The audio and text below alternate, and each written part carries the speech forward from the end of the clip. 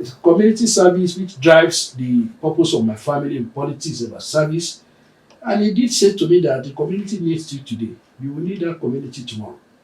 So you do not necessarily have to wait until you meet them before you serve them in whatever capacity it is God who sustains. So I work in art and culture for 2 years until, this is interesting, in 2013, around August, September, when there was increment, this minimum wage was implemented from, when we are talking from 9,000 to about to 18,000. Okay. And that council being a parastatal of government, the government of the day, as I just said, they couldn't afford to pay.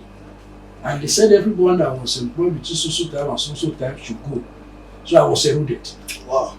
So I've had job, I had lost job before. Okay. That's very good to The hear. job I did not apply to do. But Then I lost it. So when people say I didn't lose anything, Exactly. what God wanted me to learn and learn. So which goes to the question you asked, that whether what I did, I mean, whatever position God has given me has been a privilege.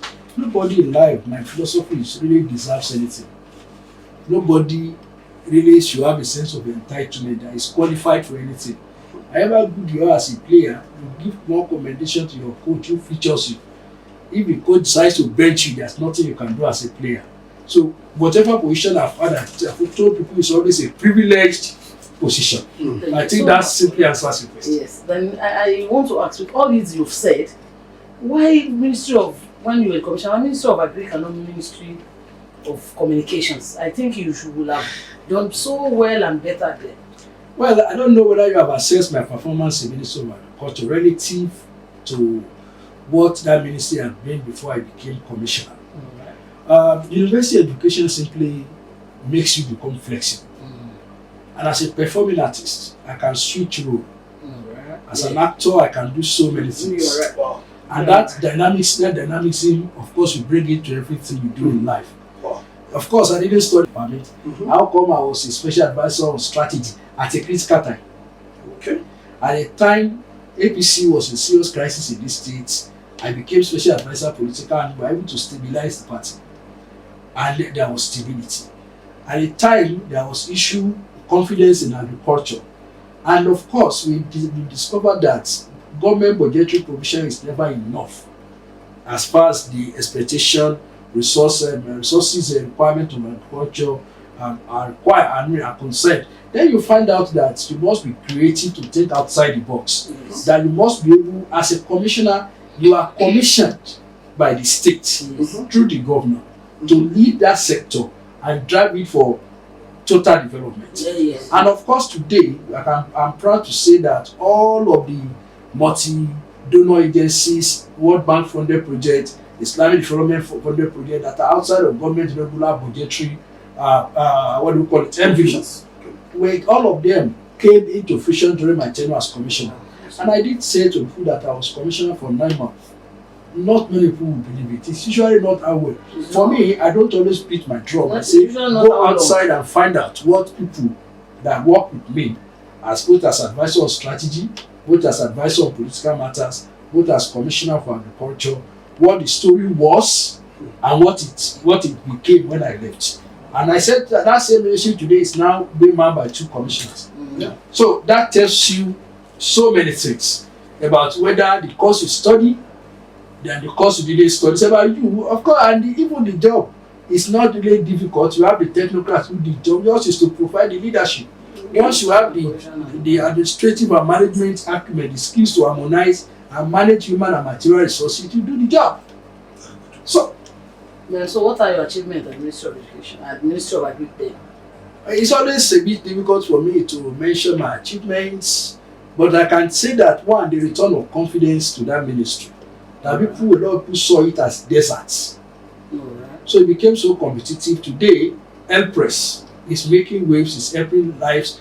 Before then, we always find this issue of farmers clashes. And ordinarily, it contributes to a lot of insecurity. And when you turn it around, if you go the other way, it's going to contribute to a lot of opportunity because they interrelate, they interdepend. The others lays the farmers. Because by the time the farmer harvests his maize, whatever the leftover there is a kind of a food for the cattle.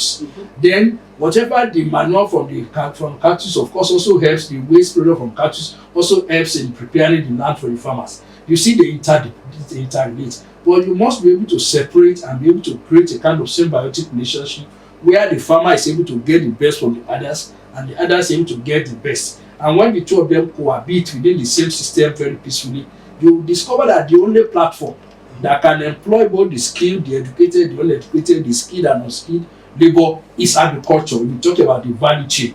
And we discover also that we must upscale. You cannot continue to do this whole system of hand to mouth, this small scale farming that you do, this hand to mouth, you use hoe and cutlasses, and you expect that you want to feed the people. No, you cannot. The farmers, we discovered under the vision of the governor that the farmers will remain perpetually poor like their great grandfathers if they continue in the old ways because of the population explosion that you have. Then you must produce more. Then you must go into mechanized farming. So we do mechanized farming, and as long as by the time you take what you need to eat, but as long as the farmers continue to sell their produce, they will remain poor. They must then add value so that they don't sell just to produce, they sell the products. Because you discover a man comes to pick your yam at a very cheap, ridiculously cheap price. By the time he adds value, he brings it back and you are buying that same yam at an exorbitant rate. When you had a little bit of value, you discover that you are able to sell. And I told them, I said, you have NNPC in that sector. Agric also have this, there was this Nigeria Export Promotion Council that we're also working with, that they also must be able to work with those in the agri sector so that you are able to talk about the value chain. The value chain in that sector is what brought about ZAPC. That's a special, agric whatever it was zone. So what we talk about that one? It's about an environment where you plant in a very large scale. Okay. And you have the industries, it's little elementary economics factors you consider before you set up your industry. It's nearness to a source of raw material. Yes. So you must bring the farmers closer to those who need those things, and that is where government is brought in RAM. Okay. So that RAM will also help them to